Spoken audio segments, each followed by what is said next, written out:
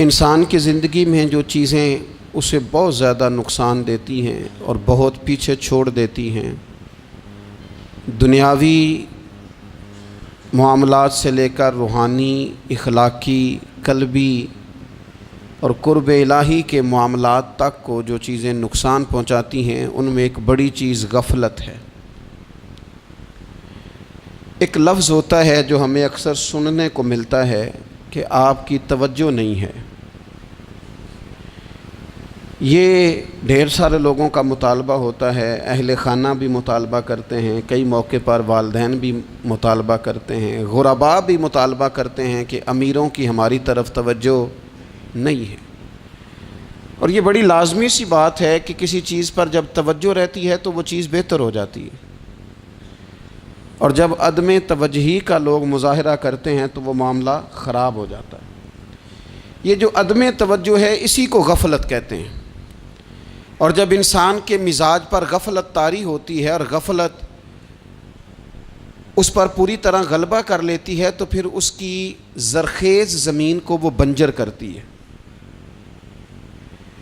غفلت انسانی دل کے لیے بڑی نقصان دہ چیز ہے اور انتہائی تکلیف اور ضرر کا باعث ہے۔ دلوں پر جو قحط نازل ہوتا ہے، قحط، ویران ہو جاتے ہیں دل، اور جو دلوں پر خشکی نازل ہوتی ہے کہ طبیعتیں خشک ہو جاتی ہیں، یہ غفلت کی وجہ سے ہوتی ہے۔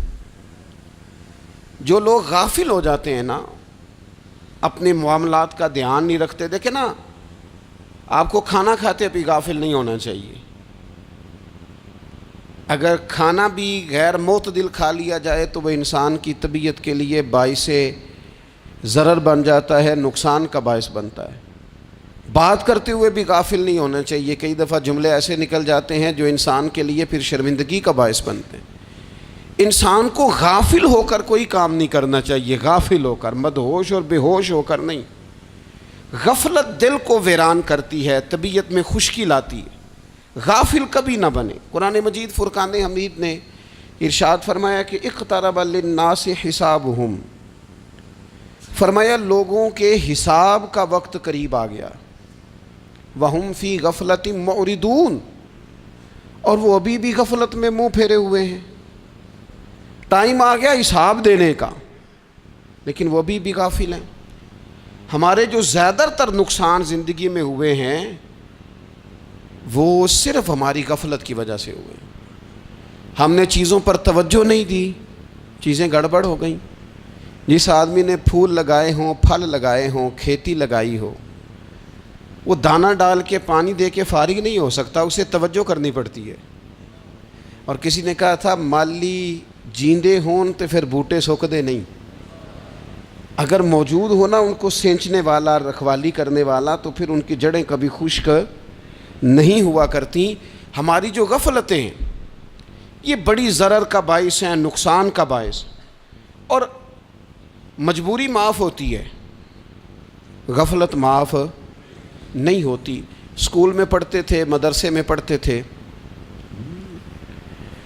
تو ایک مجبوری ہو گئی جی، خدا نخواستہ گھر میں کوئی پریشانی ہو گئی تو اساتذہ اس پر سزا نہیں دیتے۔ کوئی خوشی کا موقع ہے گھر میں، فیملی میں کسی کی شادی ہے، اساتذہ اس پر سزا نہیں دیتے۔ لیکن اگر کبھی پتہ چلتا تھا نا کہ یہ گھر سے تو آیا تھا لیکن مدرسے نہیں آیا، یہ اسکول نہیں آیا، رستے میں غافل ہو گیا، تو یہ بات خوفناک تھی۔ یہ قابل سزا جرم تھا کہ تو غافل ہو گیا اپنی پڑھائی سے، تو گھر سے آیا اور یہاں نہیں آیا۔ غفلت قابل سزا ہوتی ہے، مجبوری کی معافی ہوتی ہے۔ ہمارا آج کل جو مسئلہ ہے وہ غفلت کا ہے۔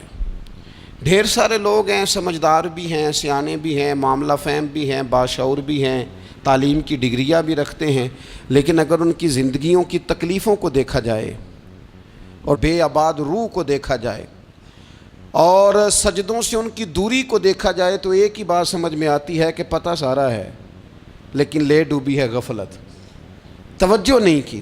لائق بچہ بھی نالائق ترین زندگی گزارتا ہے، اس لیے کہ اس کے لائق ہونے کے ساتھ ساتھ اس کا توجہ کرنا بھی تو ضروری ہے نا۔ نرے لائق کا کیا فائدہ اگر وہ محنتی نہیں، اگر وہ توجہ ہی نہیں کرتا، اپنا سبق دھیان سے سنتا پڑھتا ہی نہیں، تو بھی جتنا مرضی لائق ہو پیچھے رہ جائے گا۔ اور کئی نالائق ہوتے ہیں، رٹا لگا کے پاس ہوتے ہیں، پر چلو رٹا تو لگاتے ہیں نا، محنت تو کرتے ہیں نا، جد و جہد تو کرتے ہیں۔ کئی نالائق جد و جہد کے باعث آگے گزر جاتے ہیں، اور کوئی اسی چکر میں رہ جاتے ہیں، میں بڑا لائق ہوں، کل پڑھ لوں گا، پرسوں پڑھ لوں گا، ہفتہ تیاری کر کے پاس ہو جاؤں گا۔ اپنی زندگی سے غفلت کا پردہ اٹھائیں، اور غفلت اس کے لیے فیصلہ کرنے کی ضرورت ہوتی ہے، پلاننگ کرنے کی نہیں، فیصلہ کرنے کی ضرورت ہوتی ہے کہ میں نے اب غفلت کرنی۔ ہم نہ جب بھی کوئی پروگرام بناتے ہیں تو منصوبہ بندی شروع کر دیں، منصوبہ بندی نہ کریں، فیصلہ کریں، کہیں کہ میں نے غافل نہیں ہونا۔ غفلت غرق دنیا کا نام ہے، اپنے آپ کو غفلت سے بچائیں۔ آپ دیکھیں حضرت کعب بن مالک رضی اللہ تعالیٰ عنہ فرماتے ہیں، بخاری میں موجود ہے، فرماتے ہیں کہ جنگ میں پیچھے رہ گیا تھا، میرا خیال تھا کل چلا جاؤں گا، گھوڑے اور سواریاں میرے پاس تیز ہیں، مضبوط ہیں، پرسوں چلا جاؤں گا، تیزی سے بھاگ کے میں پہنچ جاؤں گا، میں قافلے کے ساتھ شامل ہو جاؤں گا، لیکن بس تھوڑی سستی ہو گئی، ذرا غفلت ہو گئی۔ آپ فرماتے ہیں جب سب لوگ چلے گئے حضور علیہ السلام کے ساتھ جہاد میں اور میں پیچھے رہ گیا، تو پھر جب چند دن گزر گئے اور محبوب کے واپس آنے کا ٹائم ہو گیا، تو اب میں غور کرتا سمجھتا تو مجھے مدینے میں یہاں بزدل لوگ نظر آتے، اور کون نظر آتے؟ جو منافق تھے، وہ منافق بزدل دکھائی دیتے، یا مجھے عورتیں اور بچے دکھائی دیتے۔ میں پریشان ہوا، حضور واپس آ گئے۔ جنہوں نے بہانے کیے تھے نا منافقین نے، یہ مجبوری تھی اس لیے نہیں جہاد پہ گئے، یہ جنہوں نے بہانے کیے تھے انہیں مل گئی معافی، اور میں نے سچ بولا، میں نے کہا یا رسول اللہ میں غافل ہو گیا تھا۔ اب کہتے ہیں میں نے جب کہا نا حضور سستی ہو گئی تھی، ذرا غفلت ہو گئی، تو بندہ محبوب سے ہی غافل ہو جائے، بندہ وہیں سے غافل ہو جائے۔ جو دم غافل سو دم کافر، سانو مرشد اے ہو پڑھایا۔